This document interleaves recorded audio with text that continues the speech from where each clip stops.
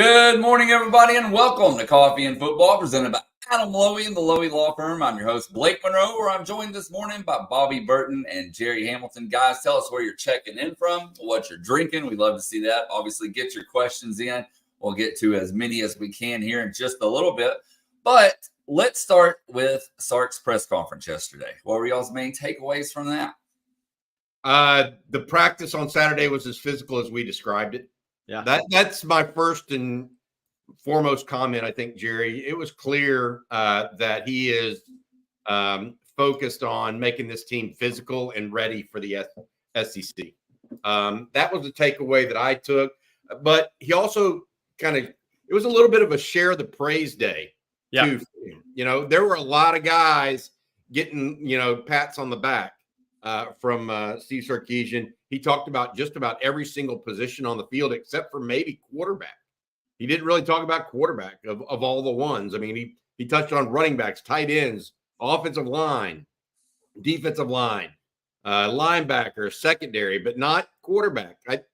Not that that's interesting or what have you, but you kind of track things, and it tells you more than anything for me that Texas and him and Steve Sarkisian they kind of just set quarterback aside because they know they're in good shape. Well, what CJ and I talked about yesterday, it's great for Texas fans that there's not a quarterback controversy because Sark gets to talk about more players. He's not getting 4 or 5 questions in every press conference about quarterback and Quinn and the competition and all these things. So it's great for Texas fans because you're getting to hear more about other players and Sark talk about other players.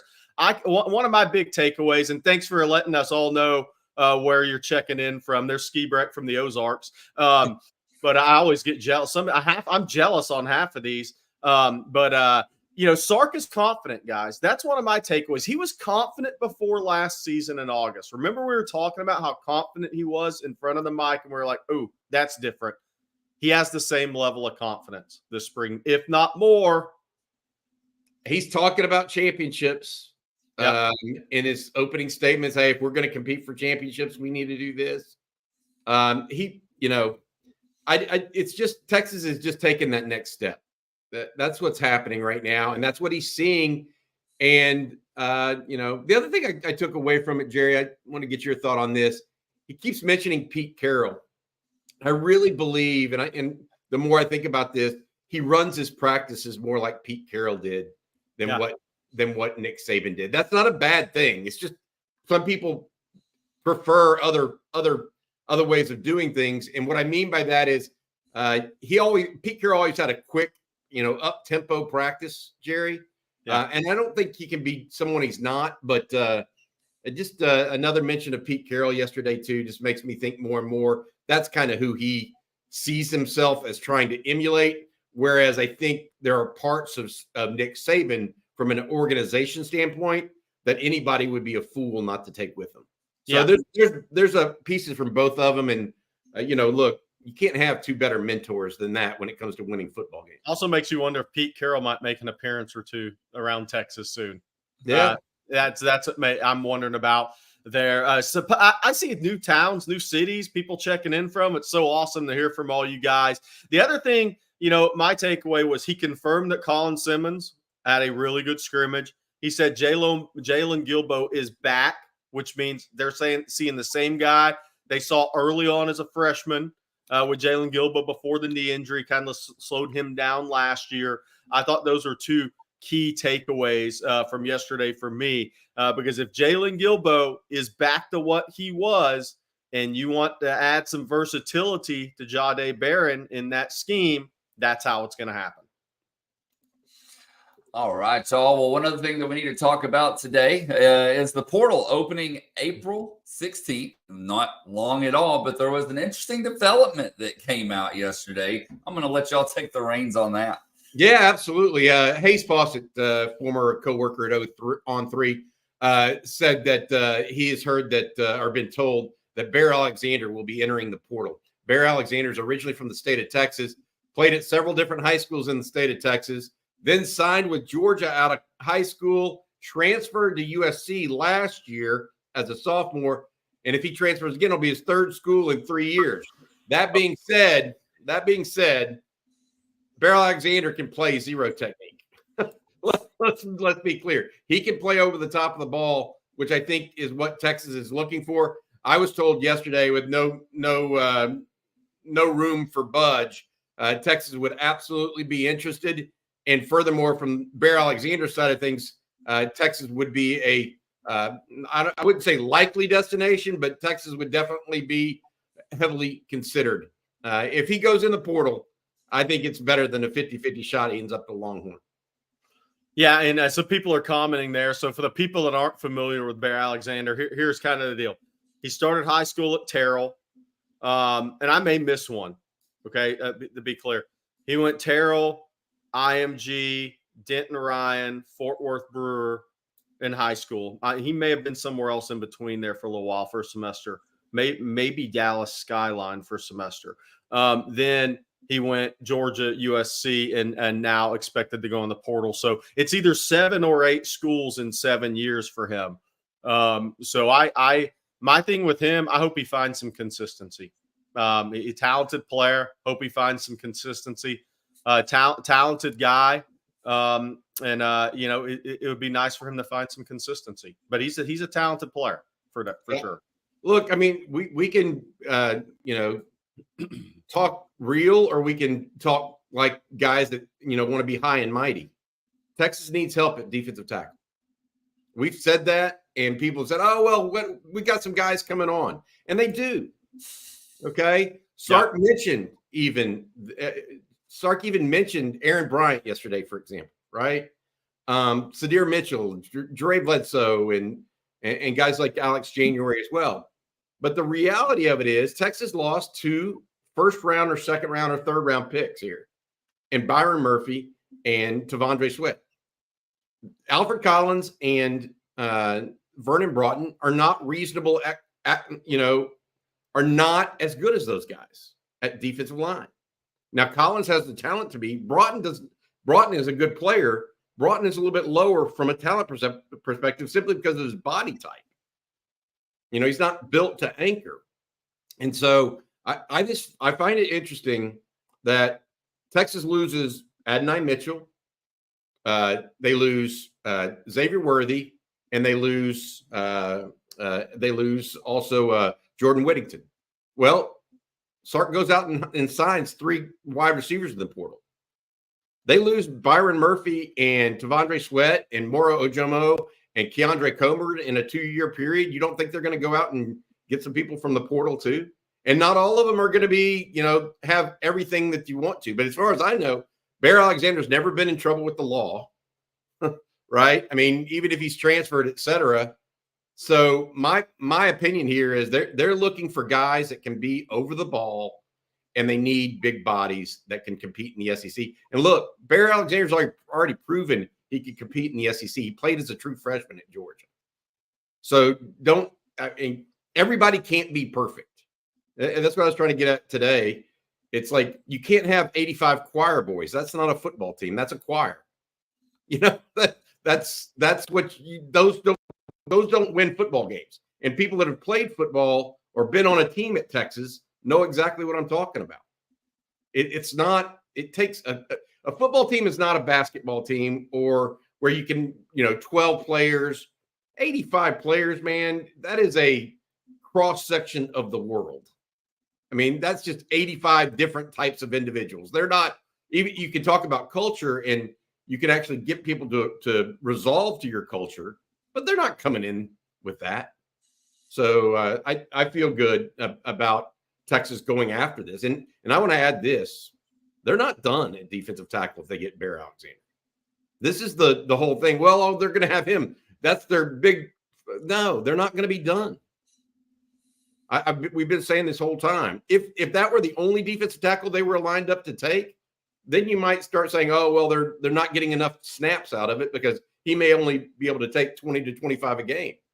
That's not the only one they're going to go after, guys. So they're looking to complete this situation in the aggregate. So keep that up. That's my take on it. Hey, this is a good note here from Tim Samuels. He says Bear followed his stepfather to Fort Worth Brewer, where his father was a coach, and after enrolling a week before the start of school, the UIL ruled against the transfer, hence the move to IMG. So, little note there.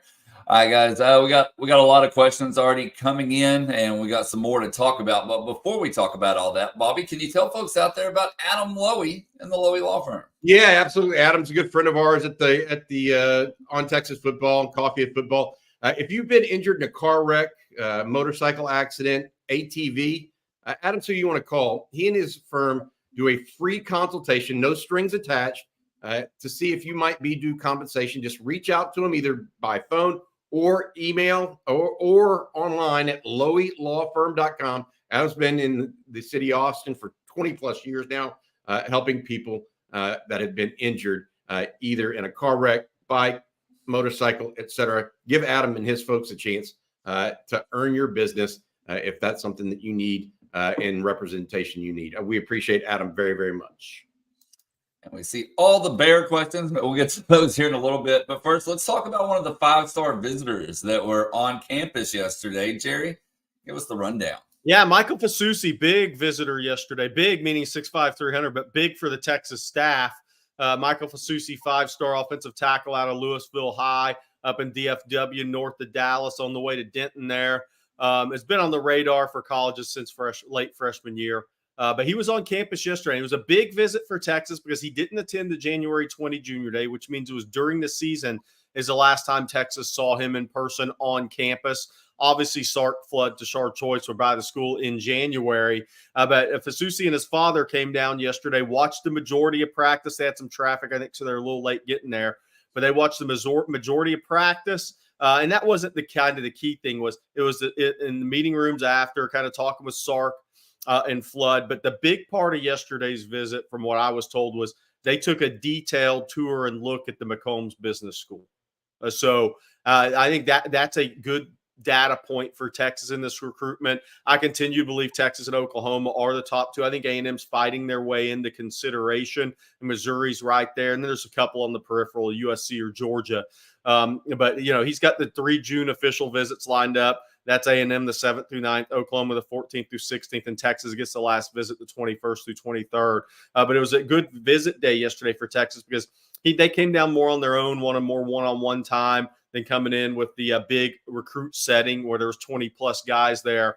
I think it was a very positive day yesterday for Texas with Michael Fasusi from a football standpoint, but just as important, if not more important, on yesterday's visit from an academic standpoint. So I think Texas has some confidence. I think Oklahoma has some confidence, but I think Texas is well positioned in this recruitment. It's just going to, look, it's one of the top players in the country. It's going to be a battle, and it should be. All these guys we're talking about are big time recruiting battles. It's the way it should be. Hey, Jerry, I also saw you post a picture of a quarterback that was on campus. He's huge. Yeah, Grant Smith from Grand Oaks. Yeah, Grant Smith from Grand Oaks. He's a 2026 quarterback. He's about 6'4", 210. His dad played at Klein Oak and played linebacker at Sam Houston State.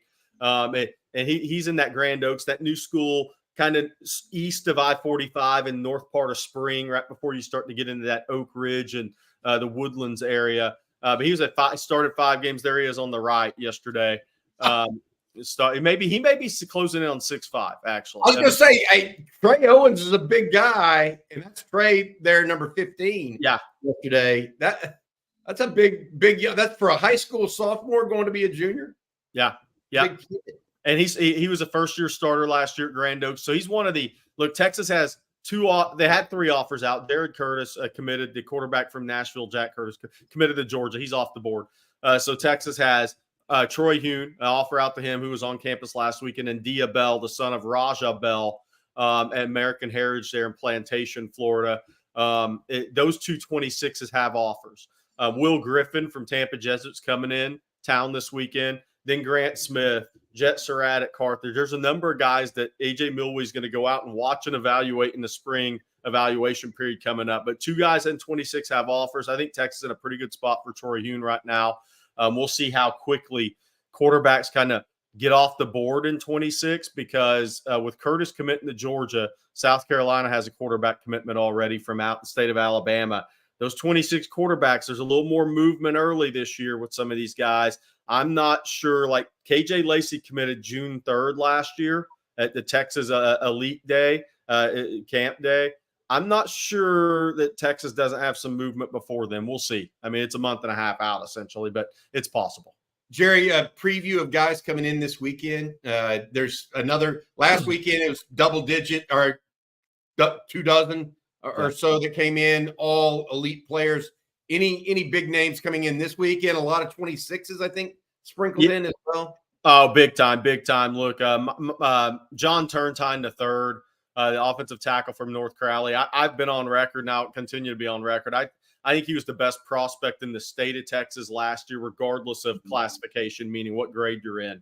I think he's that talented of a guy. If you just go watch Turntine's sophomore tape and then go back to Kelvin Banks' sophomore tape and on his huddle at Summer Creek there, you see why John Turntine is such a high-end prospect at a young age. Now, these kids have to keep developing, but John Turntine from North Crowley will be in. Then Katoa, who I'll never pronounce his first name right, the offensive guard out of Euless Trinity, who's a large human that can move and is very aggressive and can bend. He'll be in. Then the offensive tackle, one of the fast risers, Felix Oji from Lake Ridge, Mansfield, will be in as well. So it's a lot of 2026s coming in Saturday to watch Texas practice. And 3 big-time offensive linemen. I'm here to tell you right now, Turntine and Katoa, they could commit to Texas right now. That's how talented they are. Obviously, Turntine is going to be a 5-star and probably a top 10 prospect in the country in the 2026 class. I also want to mention Kelshawn Johnson, some news there out of Hitchcock. I spoke with some people around that recruitment late last night, and here's Kelshawn Johnson, who I think is one of the most explosive players in the country in 26. I mean, he runs 10.5 and he doesn't even train. I mean, he's not a DFW or Houston area big school guy training for track. I mean, he goes from football to basketball to track, and he's always late getting in the track because Hitchcock's won the last 2 basketball state titles. But he made the visit Saturday with Jonah Williams and his family, Galveston County kids. They've known each other a while because Kelshawn's mom is in nursing, so she had to work last weekend. So the key in that was Sarkeesian made contact Sunday night with Kelshawn and his mom, and they're really pushing to get her and him back on campus April 20th for the spring game. So that tells you a little bit right there. They were hoping Kelshawn's mom could have made that visit. That didn't happen because of work schedule. Here you go. I mean, this kid's he's got a lot of juice now, guys. This guy can accelerate. He's built very similar to Xavier Worthy. He can really pick him up and put him down and change direction. But that kind of tells you that Texas, their pursuit of Kelshawn Johnson, they're trying to get him back for the April 20th spring game. The problem for Texas and also A&M and Oklahoma have spring games the same day, guys. This is just something to monitor. That's the same weekend as the regional track meets. So there you go right there. I mean, it seems like you've seen Xavier Worthy do that in the Cotton Bowl one year, right? You saw that exact same catch and that exact same move. So the problem is this regional track meets are on Friday, Saturday, the 19th, 20th. That's going to knock a lot of guys out. Like DeCorian Moore won't likely be back for the Texas spring game because he has a regional track meet that day. Kelshawn Johnson, regional track meet Friday, Saturday. So we'll see if some of those kids come to Austin but miss the spring game. I don't think the spring game's important in these recruitments. I think Texas is just working to get Kelshawn and his mom back on campus. All right, y'all. Good stuff there, Jerry. And we got a couple of super chats that we need to read real quick, fellas. And this first one here from Jay Lee. Thank you, Jay, for the super chat. He says, I was with OB Orange Bloods for years, but recently swapped to you all. 2 questions. What happened to Ian? He was great. And number 2, for those like me who don't know much about y'all, any chance you could give us a quick bio? And thank you again. Yeah, absolutely. So first of all, Ian Boyd works with Inside Texas. We like Ian as well. He's been working with them since we took off from them in December. Jerry rejoined in February to recreate what has been On Texas Football for us. We started a website now. Please check us out on ontexasfootball.com. I know a lot of people don't follow the ins and outs of the industry, et cetera. long story short, On Texas Football is the place where Jerry, myself, Rod Babers, CJ Vogel, Blake, Coach Shipley, and others participate on an ongoing basis. So please join us if you get a chance. Become an OG at On Texas Football. My personal background is I graduated from the University of Texas. While at Texas, guys, I worked for the football team. I taped every single video, I videoed every single practice and home and away game, cut up high school video for recruits, all of that stuff. Then I went on to work at the University of Houston postgraduate in the recruiting office there. And then I started working in the recruiting industry, writing newsletters, that sort of stuff for a group out of Austin called the National Recruiting Advisor. And then I helped found Rivals and 24/7 Sports over the years. And then now I'm just focused on Texas, which is my passion and which is what I love to do. So that's why I'm here for you guys each and every morning. I'm over 2 decades in now. I think 23 years. I think that's what it is, or maybe 23 is next year.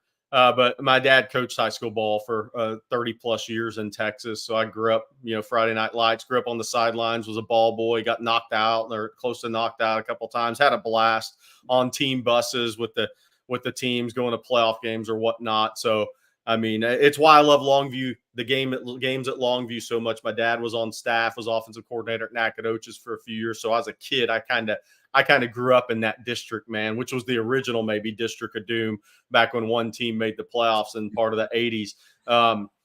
Yeah, so I've been, I started with Rivals, and I was at ESPN Under Armour for a decade. And so just I've had this job has been really, career's been great for me because, when you grow up and you're a kid and you watch some of these really good players, like I remember my dad and this coaching staff he was at went to scout Galveston Ball Angleton game. That's the first time I ever saw Casey Hampton. And I still haven't seen a better defensive lineman in a high school game in Texas than Casey Hampton to this day. And I saw Casey Hampton and David Warren, on the same field. So, you grew up with this, and that really makes you kind of follow the recruiting process and love that recruiting process.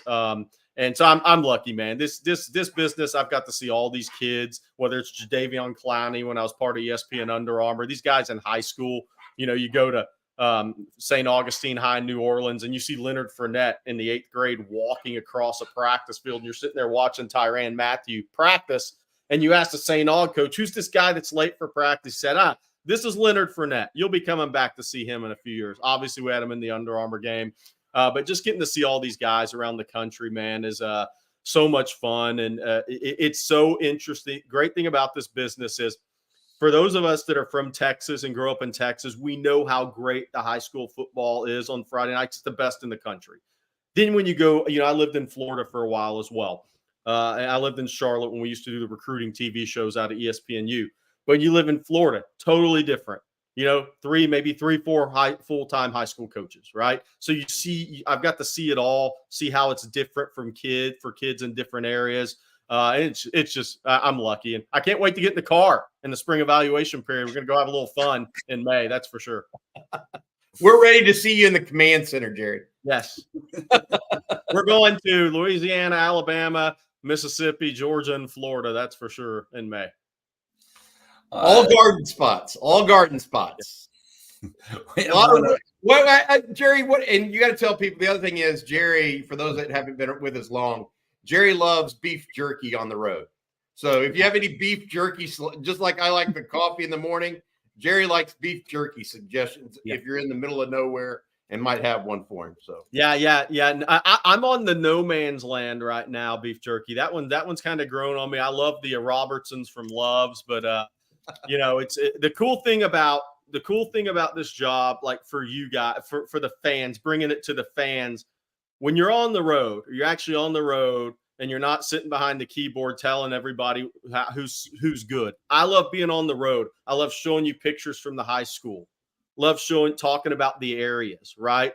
And talking about those experiences, being there, traveling to see these kids and these coaches and bringing it to you guys. That's what y'all should want as fans. Some of y'all are killing me in the chat. All right, guys. We have another super chat here from Ryan Nelson.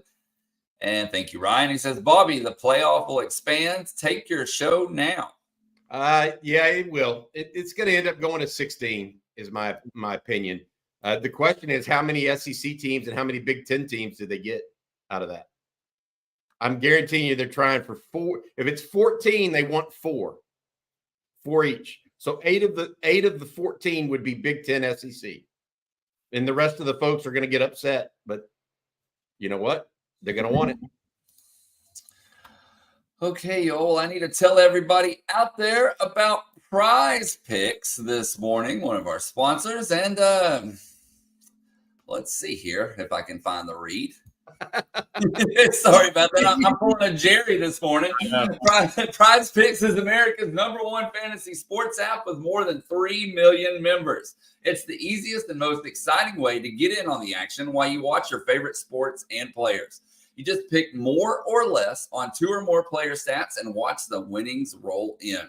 And Prize Picks has something for every sports fan, from baseball to golf, basketball, UFC, and everything in between. The folks at Prize Picks have you covered. That also means more attention on your favorite players as well. So you can pick Shohei Ohtani, Jordan Spieth, Kevin Durant, all in the same entry. And Prize Picks is the best way to get action on sports in more than 30 states across the country, including right here in the great state of Texas. And I have some big news as well. You can now win up to 100 times your money on Prize Picks with as little as 4 correct picks. That means you can turn $10 into 1,000 with your entry today on America's #1 fantasy sports app, Prize Picks. And for our first-time users, we have a great deal. Prize Picks is going to give you a first deposit match of up to $100. All you have to do is go to the App Store, search for Prize Picks, and download the app. Then use promo code ONTEXAS when signing up. Prize Picks also offers weekly promotions and special offers for the biggest moments in sports, including this weekend in UFC action, which is why I'm all over that. I love UFC, and Prize Picks adds even more excitement to my viewing experience. I have the highlight, Justin Gaethje himself, with more than half a strike. That's a special they're running right now, so you need to be all over that. Obviously a no-brainer. And I'm pairing it up with Bobby Green having more than 75 significant strikes. So to join me in those picks, you can download the app. Go to the App Store, search for Prize Picks, download it, use promo code ONTEXAS, get that first deposit match of up to $100, and that's Prize Picks. Pick more, pick less. It's that easy. How are you not doing something on Scotty Scheffler or Jordan Spieth in the Masters? That's what I want to know.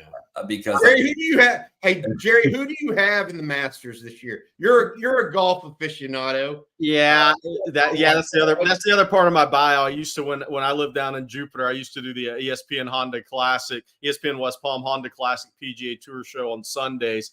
It's a tough one, man. You know, the live guys don't play as much competitive golf anymore. I think John Ram wants it really bad. It's supposed to be some rough weather Thursday. I think one of the big bets is out there is Tiger going to play all 4 rounds. By the way, at your point, I think Scotty Scheffler on the tour is playing at such a high level, right? And he fits it. Yeah, he fits it. He's done it before.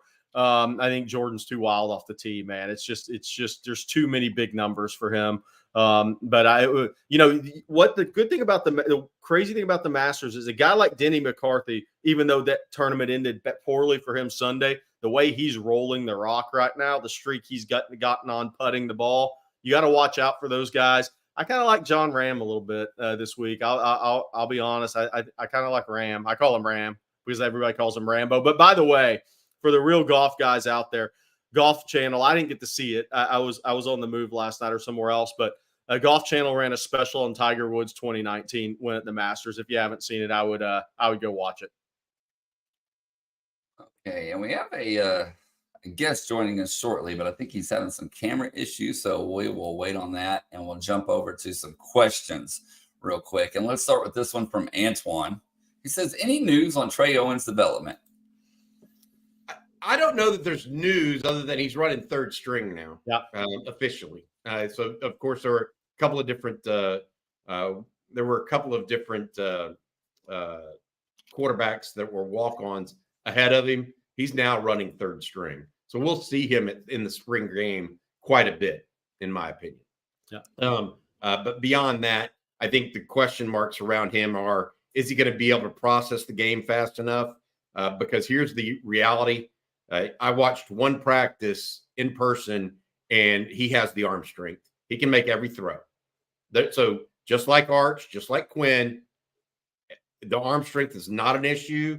Size, he's bigger than both Arch and Quinn. The question will be his footwork a little bit and processing speed. And he's a true pocket quarterback with good feet. So, for instance, like people are going to take this the wrong way, but we're just talking here. He's got better feet in the pocket than Malik Murphy for me. Quicker moving feet. Yeah, okay, so that I'm just using that as a reference there for guys the similar size, right? So he's got quicker feet in the pocket than you think. He's still a pocket quarterback. He's not a guy that you'll. And Sark's not running quarterbacks anyways, but when you're flushed out of the pocket, he's not going to be that guy that's going to be making all those plays with his feet outside the pocket. His strength is going to be in the pocket, getting the football out of his hand. But he's got good feet in the pocket, if that makes sense, versus a guy that with escapability outside the pocket, making plays with his feet on the move. And that doesn't mean he can't throw the ball well on the move. I'm talking in situations where, okay, you got to go put that ball under your arm and go do something with it. That's not really going to be him. He's a pocket passer with good feet in the pocket. And Sark doesn't recruit guys that can't make all the throws. He says it all the time. So if Texas takes a quarterback, they can make all the throws. I will add this. Malik Murphy's not a bad comp for Trey Owens. Not a bad comp, Jerry, when you really think about it, because the thing about both of them, they have heavy arms. Yeah. It's not just making all the throws. I mean, they've got heavy arms. So that's interesting.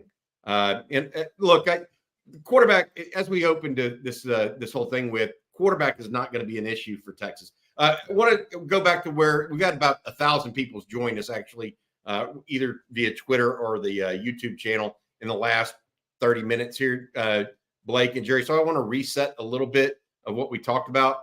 We talked about, first of all, that Texas and what Steve Sarkisian had to say yesterday on the topic of the team. Right now, he gave a lot of plaudits to definitely just about every area of the team, save quarterback, because he doesn't have a quarterback controversy he has to talk about. I didn't mention this one player that needed to be mentioned, because Jerry, you mentioned Jalen Gilbo.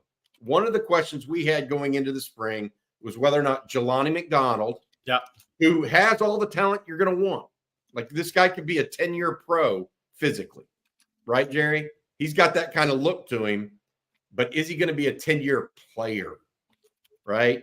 Is he going to be that kind of guy?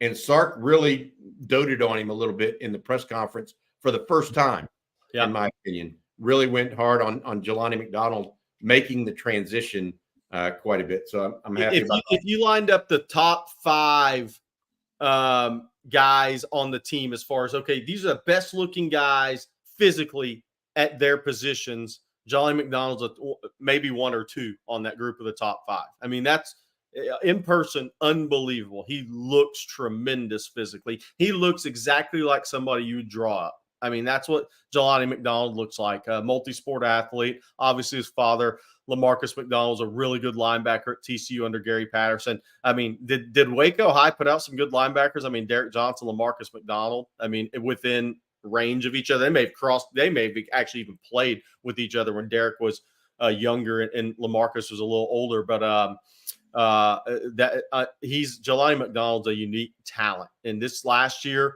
has been a learning year at a position for the first time in his life. I mean, he's been a quarterback. He's kind of played everywhere at Connolly because they had to have him to win games, right? So last year was a big development year for him, locking in and learning a singular position, probably for the first time truly in his football existence. The other thing I wanted to mention is I was told again yesterday, running back room is stacked at Texas. I mean, stacked. We talk about Baxter and Blue a lot on this show.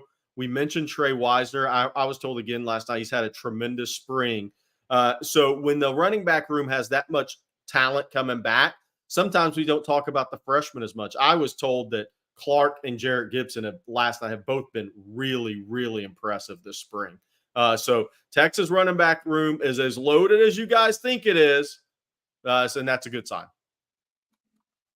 Okay, y'all, I believe we are ready now. And Bobby, I'm going to let you make the introduction and explain while I bring Brett in. Yeah, absolutely. Dr. Brett, welcome to the show. Brett Wilkinson, he is our resident expert, a UT grad, by the way, on the Director's Cup, which is the all sports trophy. Folks had asked us about what the standings were and if we could have someone on to talk about that, given the Longhorns run in the women's basketball tournament. The men's basketball tournament just finished as well. Brett, welcome to the show, bud. Hey, thanks for having me, Bobby. Well, welcome back. Give people a little insight on what you do, and then we'll put up the standings here so you can talk about them as well. Yeah, and forgive me if my internet's choppy or if my lighting's off. We just lost power here in New Orleans. That line of storms that postponed the Texas baseball finish last night is hitting us right now. So we'll see how this goes. But yeah, thanks for having me. Like Bobby said, I've been following the Director's Cup now for a couple years. And one thing with the Director's Cup is they do not release very many updates to their scoring. So you're kind of sitting around waiting for months at a time to see where the standings sit. So what I decided to do was, update the rankings after each championship finishes, and then, post that out mostly on my Twitter, also on the message boards, just so people can see how this is progressing kind of moment by moment instead of waiting for these big updates that happen once every 3 months. So if you're looking at it right now with 19 of 37 programs, both men and women, by the way, completed, Stanford looks like they have a fairly sizable lead over Texas. It was Stanford that dethroned the Longhorns last year to win the Director's Cup. But what do you think it looks like this year, Brett, based on not only where Texas is, but where Stanford and other competitors might be? And how do you see this playing out right now? Yeah, exactly. And one thing to keep in mind is, there's 37 NCAA sports. Stanford competes in 31 of those. Ohio State, Michigan actually compete in 32. Texas, on the other hand, competes in 20. So right there, you see that there's a big numbers advantage for some of these programs. So early in the season, even at this part of the season, Texas has only completed maybe 10 sports. Stanford has 5 or 6 more. So they've already had so many more scoring opportunities than Texas. So the fact that Texas is in second place right now is just, it really shows how strong the start has been for Texas. And what will happen is you can only count 19 of your sports. So as you can see in the Stanford scorecard that Blake put up, all the grayed out sports here for Stanford, they're not going to count at the end of the day, because once they meet 19, they're done. So Texas, by the end of the year, will have 19 or 20 sports that are scoring. We're hoping to drop that women's cross country that scored only 28 points. So by the end of the year, it's going to be 19 versus 19, and Texas can start catching up. But the fact that they're in second place is really strong for this part of the year. They have not been this highly ranked in the past, even when they've won the Director's Cup. So they're in a really strong spot. Stanford and Texas both started out really hot in the fall. They were doing better than both of the programs had done last year. And then both cooled off a bit in the spring. So with basketball, Texas really broke even. The men's and women's basketball teams basically swapped positions from what they finished last year. So that's okay. That doesn't really hurt. It was big that the basketball team made the tournament. For a while there, that was looking a little shaky. So they pulled it off, and basketball did fine. Women's swimming just wrapped up a second place finish, so that was huge.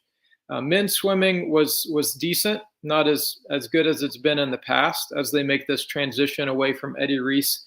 And probably the bigger disappointments in the winter sports came from track and field. You can see they finished down in the teens.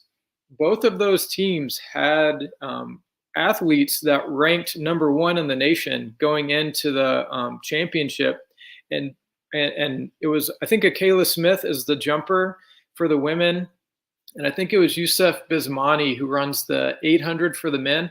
They got 0 points at the NCAA championship. So that really hurt the track and field teams. That's, 10 points that those teams were expecting and they didn't get. And you can see they finished in the teens there. So that kind of cooled things off. All that said, the big advantage that Texas built in the fall was basically balanced out perfectly by the downgrades they had in the winter. So Texas is still tracking along pretty much right where they were last year. So they're in a good position. Good stuff. Speaking with Dr. Brett Wilkinson, we got to include the doctor in there, man. You deserve it. You went to school long enough. You get it. This is your final projected look of where you're thinking they're going to end up. Look how close Texas and Stanford are. It's going to be another buzzer beater, depending on maybe how baseball does, right? Because that's the very last sport to finish. Exactly. So I did not know how this was going to shake out as I started plugging in the numbers over this week as rankings got updated. So I kind of figured it'd be Stanford and Texas close to the top. But when I saw that it was a 0.2 edge for Texas, I thought that was pretty hilarious at this part of the year.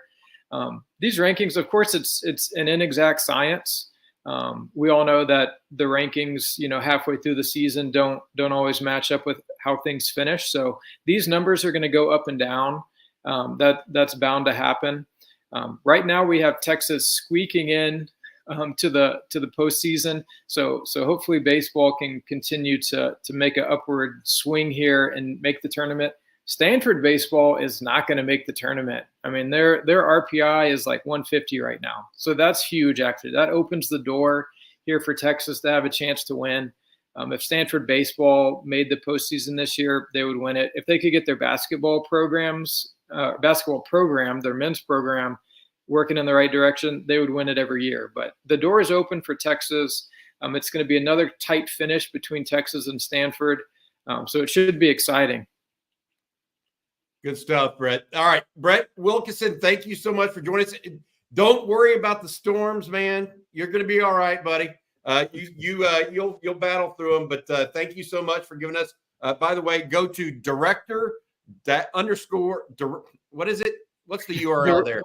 Direct_cup dates. There we go. If you want to follow along with what Brett does, we appreciate you, bud, and hook 'em. Yeah, thanks for having me. Hook 'em horns. Yeah, there you go. Thanks, Brett. Good stuff. We love bringing in guys that do stuff like this that are former Longhorns. Brett, obviously a guy that is a Longhorn through and through, and good stuff there. 0.2 out of 1,400 points. What's that, like a ratio of 0.01 or 0.1%? 0.1% maybe difference. That's crazy. After 37 sports played or 20 sports. What he just said that was so important is Stanford's women's basketball coach, one of the best of all time, just retired yesterday. Their basketball hires are going to be huge moving forward in this in this Directors Cup. That's going to be huge. They got to make two really good hires. Obviously, they made a hire in basketball, but they've got to kind of keep women's basketball going in the right direction, and men need to take a step for them in the Directors Cup. I tell you what else is huge, Jerry, is your read for Gooder, which it's time to do. And you need to get out your pink flamingo, Gooder. Put your Gooders on, and let's talk about the best glasses. Look, best sunglasses I've worn. I love these things, and I mean, I'm the one that loses a pair of glasses every 3 months, whether you're on the road, leave one in a hotel, drop them in the water, whatnot. You don't have to worry about that with Gooder. These are 100% polarized and only $25. 50,000 plus 5-star reviews, and that number is going up by the day. To make no mistake about it, these things are you're seeing them more and more. You're seeing Gooder more and more. If you're looking at the side of the sunglasses, not the front, you're seeing that Gooder name a lot of places. These are check out the new Pop G Styles Vanguard Visionary New Wave Renegade. That seems like that's what Bobby Burton would wear. Born to be Envied, Pop Art Prodigy, the mod one out and approaching cult status. I love these guys. I wear them all the time. I wore them a lot last Saturday on the Texas Big Texas Recruiting Day. Actually got a couple of compliments. People knew what Gooder was. They knew about Gooder. Look, because they're so affordable. I never worry about losing or breaking them because I'm one of those guys. Like I said, they're always releasing new colors and collabs. People on this on Texas football have talked about the UT Gooders. I love their names: the Back Nine Blackout, the Flamingos on a Booze Cruise, and the Donkey Goggles. They're great for running, cycling, which I will use them for when my lazy butt gets back on the bike, working out, golfing, going to the beach, hiking, or just chilling. If you want to support the show and try a pair, Gooder is giving On Texas Football listeners free shipping. You can go to gooder.com/OnTexas and use code ONTexas, all caps, for free shipping. Gooder offers a 30-day money-back guarantee, which you will absolutely not need, and 100% satisfaction, which you will absolutely have. Again, that's Gooder.com/OnTexas, all caps. Use that OnTexas code, all caps, for free shipping. I got to add this at this point in time, Jerry. Thanks for doing that read. And I will be wearing these sunglasses at our 2 events that we got coming up, by the way. I'm not so sure I will be, actually. I got to be honest. I'm not cool enough, probably. But no, next Wednesday, we're going to be over at the Posse from 3 to probably 6 or so. I will buy anybody that shows up a beer, as long as you're of age. Just come join. We're going to have a little get-together of On Texas Football folks. Please come out and join us. I've invited some folks. Y'all, please join us and just hang out and have fun. Jerry will be there. Rod Babers will be there. We'll see. CJ's going to be there with us. I don't know if Blake's going to be able to get away. He's got a kid playing baseball this week. So we'll see how that goes, but please join us. And then the Saturday on game day of next week, the spring game, obviously starting at 1 o'clock. A lot of people are going to be over by the stadium. That's fine. But from 11 to 12, we're going to do a pregame over at a new place called the Victory Lap. It's right across from the Castilian on West Campus. If you're familiar with the area, it's got all kinds of different drink specials, beer specials, etc. We'll be hosting a little get-together and doing a pregame over there from 11 to 12 on Saturday. Join us on Wednesday at the Posse from 3 to 6 or over at Victory Lap, 11 to 12 on game day. Hook 'em. And thanks for that read, Jerry. It made me want to wear the glasses, actually. Somebody asked, what time is Victory Lap opening? That I do not know. I think it's going to be at 11, but I'll have to talk to the manager there. I'm supposed to go by there next Wednesday or Thursday when I'm in town and talk to her a little bit more. All right, y'all. As you said just a minute ago, Bobby, we've had a lot of people join, both on Twitter or X, whatever you want to call it, and YouTube. And we're getting a lot of questions regarding the transfer portal. So let's circle back around to that. Let's talk about that a little bit. It's a hot topic of discussion, especially after the news yesterday. And let's just start with the very open question from James. Any transfer portal news? Yeah, I'll set this up and then Bobby can take over. But the transfer portal officially opens April 16th. It runs through the 30th. That does not mean a kid has to have a decision by then. They just have to be in the portal by April 30th. And there's 2 things here with the portal to watch for me. And it's always the same. When a prospect goes into the portal, do they check the no contact box? If they do that, they already know where they're going. So if somebody jumps in, clicks no contact, game on. If they don't, negotiations on. So that's 2 things with the portal. Bobby, I'll let you talk about the news yesterday about Bear Alexander. And it first started with USC sources saying they expected Bear to enter the portal, then was confirmed by a couple of others.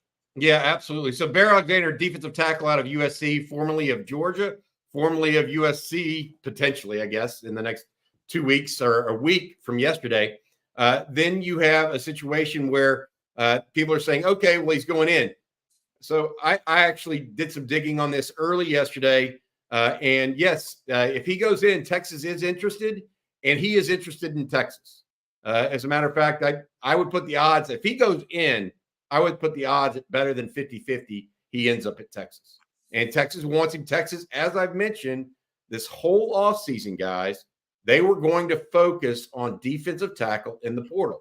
They had to. People are saying, well, is he the perfect fit? They don't necessarily have to have – everybody doesn't have to be a perfect fit. They need 20 to 30 snaps at nose, and they may need them 60 snaps at nose. Not just him, but 2 people. I do believe the Longhorns are going to go after another defensive tackle in the portal. Bear Alexander does not preclude that from happening. Okay? I've said all along 2, and I meant 2. And so I think a lot of people are saying, oh, well, this is going to be the only one. Why would we – chill out. They're going after 2. It takes, Steve Sarkisian went after 3 wide receivers in the portal. Why wouldn't he go after 3 defensive tackles in the portal? He's already got Tia Savea. He's going to try to get Bear Alexander, it looks like, and then whoever else is left. If that means one of the Michigan defensive tackles, Kenneth Grant, more power to him. But look, Texas, we've also talked about the need for it. None of the existing Texas nose tackles, with the exception of Aaron Bryant, has more than a year on campus. Okay? The guys that are there right now are not zero techniques. They're not nose guards, except for Aaron Bryant.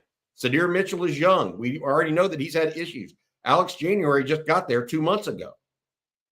You don't need to put the cart before the horse on those guys. Let them develop the way that they should. Sark talks about it all the time. Everybody's on a different path. Don't force them into action. So they're going to go out and find guys that can play over the ball this offseason. Hopefully, great players or really good players are available. And that's, I do believe, look, Bear Alexander played as a true freshman some at Georgia. So don't act like he can't play with the big guys or he's not this or that. A lot of people are saying, well, he's this, or what about the camaraderie on the team? Look, Sark is doing this knowing he's in a different situation today than he was 2 or 3 years ago. He's built the culture. They've won. He's proven this is the right way. Okay? He can get them. Kirby Smart didn't have a problem with Bear Alexander on the team. By the way, he would have kept him on the team. He was growing. He elected to transfer. Texas did pass on him after Georgia, and the reason why was real simple. Texas didn't need him last year. They need him this year, right? It's the way of the world. So I'm not going to be sitting here and a lot of people are saying, oh, well, they should take him. They shouldn't take him. Look, it's not 85 choir boys on a football team. And for those of you guys thinking that it is, I just got, it's not that way at Texas. And it never has been, by the way. Never has been. In the 69 national championship, you can talk to people on that team. The vast majority were really good guys and really, all this other stuff. They weren't 85 choir, 100 choir boys on that team. A lot of good guys. But when you talk about 85 people, it's a wide swath of individuals. And there's room for Bear Alexander on this football team is what I'm told. So there we go. We got a whole bunch of questions regarding this. Obviously, we can't get to them all, but we'll do a couple of them here. And also, Miles Christian, he says, where is he projected in next year's draft? So I looked at NFL mockdraftdatabase.com. They have 3 2025 drafts that have him listed. One number 8 overall, one number 3 overall, and one at number 15. So to Jerry's point, Jerry's shaking his hand. He's not going to go that high. No, he's not going to go that high. But he's a draftable talent. Yes. That's the point. And he's then 325, 330 pounds in the middle. We have a super chat regarding Bear. Ashley Harrington, thank you. It says, we keep talking about culture, and this will be Bear's third school. How does he fit in the Texas culture?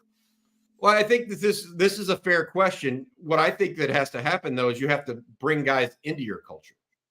Y'all remember a guy named Ashawn Robinson? Jerry, I know Jerry and Blake definitely do. There was talk that he was not going to be very good. Randy Galloway wrote this piece, I think, for the Star Telegram, that this blue chip recruit in the area has got all the markings of not being very good because he doesn't play hard. He doesn't do this. He doesn't do that. Well, you know what?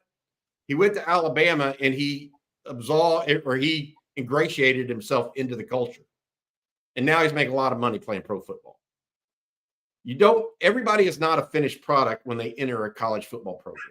You have to have a program, hopefully, that can take guys in and create them into something else. These guys aren't 30-year-old men when they join a football team in college, right? They are not predestined necessarily. And so my point on this is you bring them in and try to get them into your culture.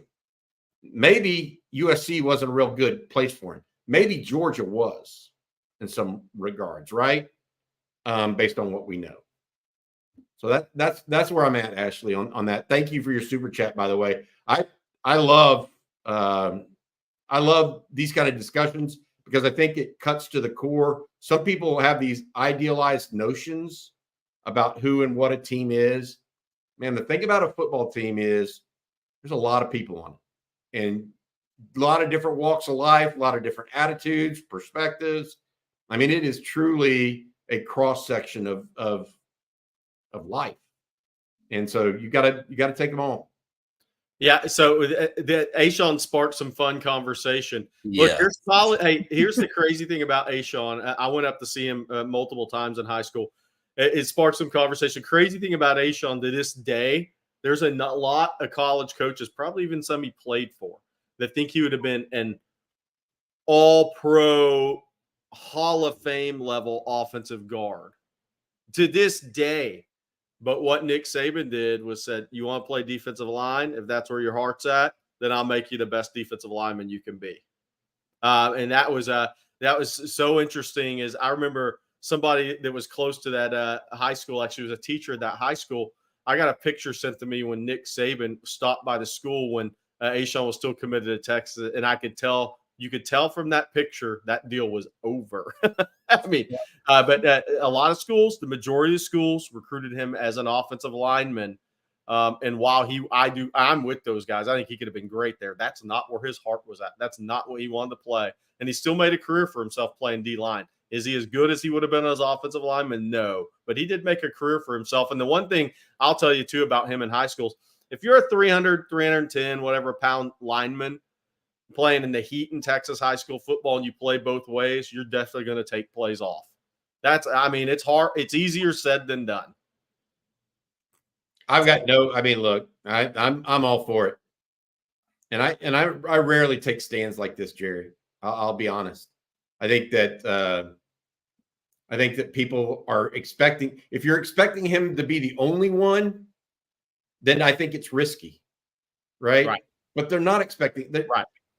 They're building a team, right? He's not expected to sit there and take 70 snaps next year. He's part of the puzzle. And there are places for people to be part of the answer or part of the solution.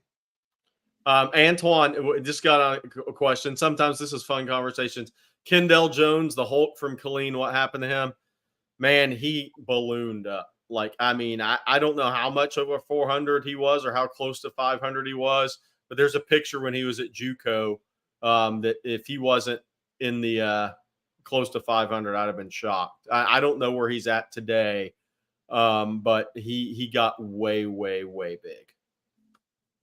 By the way, Ashawn Robinson's signing ceremony was the craziest signing ceremony I think I ever covered in my life. It had everything, marching band and mascots. I mean, it was just insane. Every time I hear that name, I go back to that moment. Oh, gosh. All right, y'all, let's take this question here from Brandon Huey. We're going to switch gears and talk some team-related stuff here. He says, Jalen Gilbo could be the sleeper of the defense. What do y'all think with Jahdae Barron moving around more this year? If it's kind of, we were talking about this earlier for those that have just joined during the show, because we have thousands that do. And thank you to all you guys for supporting us, by the way, and growing family here on a daily basis. But Sark mentioned Jalen Gilbo. He's back. That was a great quote to hear. If you're a Texas fan, because that means that if you want to move Jahdae Barron around, you can move him around more within that scheme if Jalen Gilbo's back to the player he was before the knee injury, because Jalen Gilbo's so good, Gary Patterson tried to recruit him twice. Jalen Gilbo's a talented player. Jalen Gilbo also, I was going to say this, saying he's back. Jalen Gilbo almost took Jahdae Barron's spot 2 years ago as a true freshman. I mean, look, I'm not saying there's a competition at star against Jahdae Barron. That's not what I'm getting at. I'm saying it's very possible, if not likely, that Jalen Gilbo is one of the top five DBs on the Texas roster. Think about it that way. So what do they do? What do they do if that's the case? It definitely is kept. I will say this: Makuba could have moved down to star, right, Jerry? Yep. Could have moved to star, kicked Barron out the corner, or kicked Barron back to safety. Makuba has played almost all, what I'm told, has played almost all safety exclusively in spring ball. And he played a star-like position at Clemson for 2 years. So that tells you what they're thinking right now on Jalen Gilbo. Yeah. Okay, Bobby, before we move on here, I know you got to get going. So why don't you tell folks out there about Adam Lowy and the Lowy Law Firm? Yeah, I've got a meeting here in like 3 minutes I've got to get that I can't miss. And I'm sorry for leaving early, but I want to say thank you to our sponsor each and every Wednesday's Coffee and Football, brought to you by Adam Lowy at the Lowy Law Firm. If you've been injured in a car wreck, truck wreck, motorcycle accident, even an ATV, and think you might be due some compensation, give Adam and his group a call or reach out to him online, LowyLawFirm.com. They give you a free consultation. All you have to do is give them a call, reach out to them, and Adam and his group can help you out. Thank you very much, Adam, for your ongoing support of Coffee and Football. Hook 'em. I want to thank Adam and his team for sponsoring each and every Wednesday. Bobby, before you get out of here, anything that you need to share with folks? No, I mean, just a week from today, we're going to be, I want to say this again, a week from today, we're going to be at the Posse East. Would love some people to come out and hang out with us. Later today, we'll have the state of the program as well as a late night chat. Jerry's going to be on with Rod as well as CJ Vogel. That should be interesting. CJ and I and Jerry are going to talk on state of the program. And then, of course, please visit us on the website right now. We have a special going on for a new signups. OTFOG. Use coupon code OTFOG. That'll give you $20 off an annual subscription. We're just making this a nominal deal. So if you use OTFOG, no space in there on the coupon code, you'll get the annual subscription for $39.95. We appreciate you guys very much joining us each and every morning. It's a lot of fun.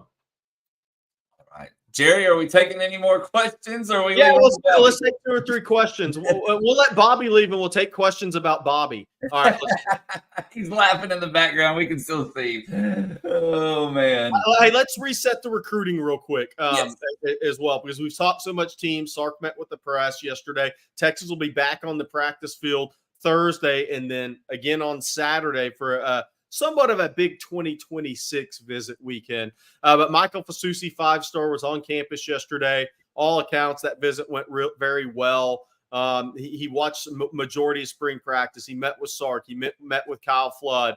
Obviously, he spent some time with Texas players again. But the big part of that visit yesterday, from what I was told, was him and his father took an extended longer tour look at the McCombs Business School. So I do think that's going to be big. I think he may have even connected with a couple of former Texas players yesterday on that visit. But I think that's big in the recruitment, is that McCombs Business School.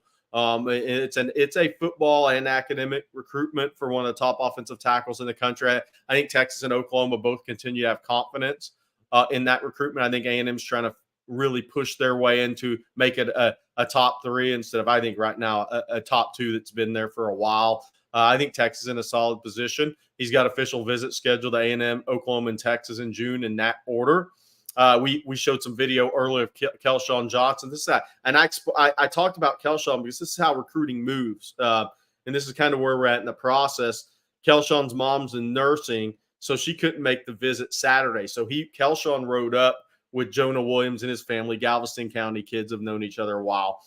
So since his mom couldn't make that visit, Steve Sarkisian got on the phone with Kelshawn's mom Sunday night, and they're really trying to push to get him back for the April 20th spring game. The issue there is April 20th spring game is going to be tough for Texas A&M and Oklahoma because it's a regional track meet weekend. So Decory and Moore and those Duncanville kids, they have regional track meet. Zion Williams, regional track meet, throwing the shot, but he'd be done.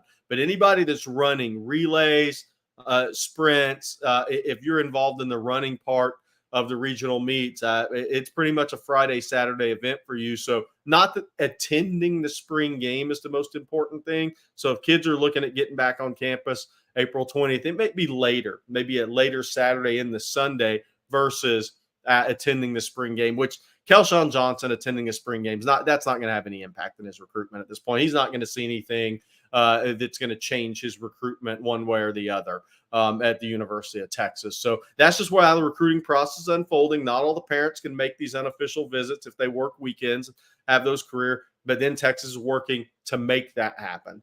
So that's just where recruiting's at on some of these guys. So a little behind the scenes on how these processes are working, because each kid's different. Everybody's in a different lane depending on what their parents do for a living and those travel possibilities. We have a super chat, Jerry, and then we'll do two more questions, both regarding wide receivers, and then we'll get out of here. But Daniel Earp, thank you, Daniel. Can't be there, but I'll donate to the beer fund. So, Bobby Burton appreciates that. for sure. And then let's start with this wide receiver recruiting question from Nick Ramos. He says, Jerry, is Texas going to take 4 receivers this class? Lockett, French, Moore, Johnson, or are 4 guys hunting for 3 spots? Yeah, I think that's kind of in the balance, whether it'll actually be 3 or 4. We'll see what happens. I think the interesting thing with this recruiting class is Texas is in on look, I like Texas' chances with the Corey and Moore long term. I'm sorry if there's LSU fans on the chat, but deal with it. I think Khalil Lockett is a true national recruitment of a kid in Saxe, Texas. Obviously, there's connections to SoCal. There's connections to LSU in the state of Mississippi there. He's going to visit all the places. He's been to Penn State, Ohio State. He was at Texas last weekend, right? Texas gets an official visit, last official visit, June 21st through 23rd. Jamie French is a kind of a wild card commitment, even though Texas moved into the top 3 with him. And I love Jamie French on tape. Love him. Look good in person Saturday, too. I'm going to go out and see him here in the next few weeks. But I'm a big Jamie French fan. But look, you're talking Ohio State, Miami, at Florida State's going to be at Tennessee, obviously. So right now you're talking Ohio State, Tennessee, Texas moving into that top 3 after the visit this weekend. That doesn't mean Miami's out. Look, they're going to be a player. Florida State will try to be a player. So that one's a total national wild card recruitment out of a kid at Mandarin High in Jacksonville. Look, Texas has broken into Florida. They've done very well, especially in the Central Florida, Orlando, that Southwest corridor with Tashard Choice, who had been recruiting that area for years, finally getting into IMG. Now Texas is venturing into other areas in Florida, and one of those is Jacksonville. So that's a newer area for Texas to actually put feet on the ground and recruiting. So there's some national recruitments there. I think 3's the most likely number. Could it go to 4? I'm not saying that. Marcus Harris out of Mater Dei is in the mix. Andrew Marsh in the mix. Obviously, we talked about Kelshawn Johnson. I think the main thing is a lot of people are asking, could Texas get 3 5-star receivers in this class? I think the odds are no. You still recruit all those guys, but I think Texas is going to put together a 3-man class that's very, very talented. And then we'll do one other wide receiver question, but this one more team related. And we kind of talked about this yesterday, but it's something that's come up in the chat quite a bit today, and obviously yesterday as well. But Sports Talk Jay says, I feel like I haven't heard about Jonte Cook very much. Sark has been praising Bond and even the freshman, Ryan Wingo. I just feel like there hasn't been a lot of talk about Cook in these practices and scrimmages. I think Cook's been solid. I think he's been solid. UT boy, I'm sure UT boy, here he is. I see him in the chat. I think Jonte's been solid. I think he's on the right track versus last year where there was a bit more of a learning curve for him. Pre-snap so difficult in the Texas scheme for true freshman receiver, whether you come in January or not. I think Jonte continues to make strides. I think that he's on the right development curve. I think I think he's going to have a solid season for Texas. All right. Well, that's going to do it for today's episode of Coffee and Football, presented by Adam Lowy and the Lowy Law Firm. We want to thank them, along with Gooder and Prize Picks, for sponsoring today's show. Thank you all for tuning in and for the super chats. To continue the conversation, head on over to ontexasfootball.com. By the way, if you haven't signed up, you need to become an OTF OG. You can use that coupon code right there. No spaces, just OTF OG, and you'll get a full year at $39.95. You can't beat that deal. And yeah, other than that, Jerry, unless you have anything, I guess we're out of here. We've been talking to Jonte Cook. There's been some talk that he's had a drop issue.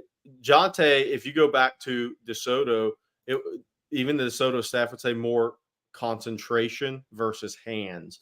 So I think that's the thing. That's all. Different guys have to develop different areas. Jonte has been more concentration versus a hands issue. So I think that'll be continued part of his development as he works to maximize his talent. There you go. All right. So for Jerry Hamilton and Bobby Burton, I'm Blake Monroe, and we'll see you tomorrow morning. You guys have a great